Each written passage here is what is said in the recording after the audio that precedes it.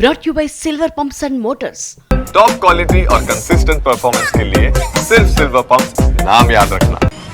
Air India విమాన ప్రమాద కారణాలపై స్పష్టత వచ్చినట్టేనా? ఏఐబి కేంద్రానికి ఇచ్చిన ప్రాథమిక నివేదికలో ఏముంది?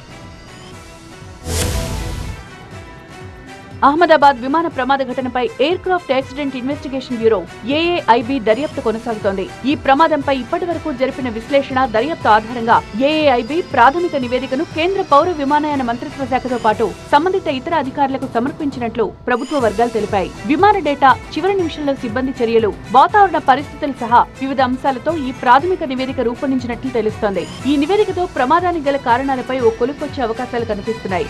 జూన్ 12న ప్రమాదం చోటు చేసుకోగా ఆ మరుసటి రోజే ప్రమాదంపై దర్యాప్తునకు ఏఐబి ప్రత్యేక కమిటీని ఏర్పాటు చేసింది.